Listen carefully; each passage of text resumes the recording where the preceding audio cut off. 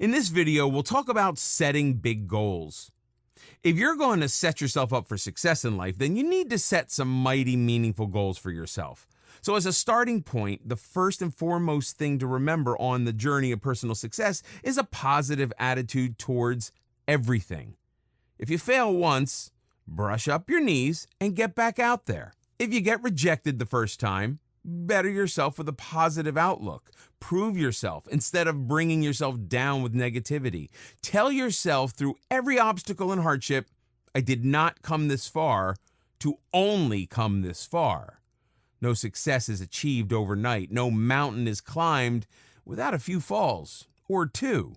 If others can put up a fight to achieve personal success despite countless hardships, so can you. Better to aim high and miss than to aim low and achieve. It's always better to aim high, even if you don't succeed at first. When you aim big, you dream big, and tell yourself that you stand a chance against all odds. The problem with setting lower standards is that the lower you set your aim, the more you confine yourself.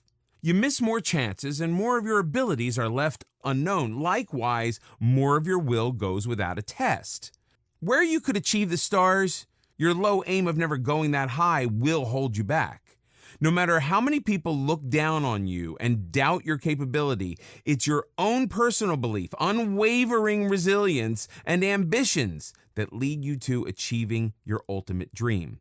But the moment you start to doubt yourself, the moment you decide you can't aim higher for the fear of failure, is when your downfall begins.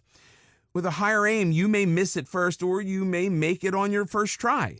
Take your chances, a leap of faith in yourself. The higher you aim, the more you achieve. Even if you fall short of your goal, you won't end up too far from it. Just think of achieving a good score on a test. If you aim low at getting 50% mark on your test, you might be successful and achieve that. But that's all it will be, an average and low achievement. If you aim higher at getting 90%, you may miss and hit an 80, which is still higher and so much better than the low set aim of a 50%. The same goes for all tests and trials life puts you through. Set purpose-driven goals. When setting goals, you need to think about how to achieve them, what you need to do to achieve them, and how much time you need to get there. But the real driving force that'll actually make you sweat for any goal is why you need to achieve that goal. Why is it a priority? Why is it so important? Setting goals is easy. Just think of drawing up a New Year's resolution. Everyone does that every year and has been doing it forever. So much so that it's become a mere habit and nothing much else. But what people don't do is pause to think over the goal and question why. Inevitably, without this driving force, they'll soon forget all about it. As such, it's important to not merely set goals, but set purpose-driven goals instead. For example, you may well be thinking of hitting the gym, working out, and getting yourself in shape. With just this in mind, you set a goal in your New Year's resolution to work out every day. So you do it the first day and the second, and then something comes up on the third. Then you end up skipping the fourth day because you get lazy, and there goes your fitness. There goes the goal. On the other hand, an obese person on the verge of getting diabetes and a possible heart attack is told by a doctor he needs to work out and lose weight really soon if he still wants a chance at a healthy life, or maybe just life.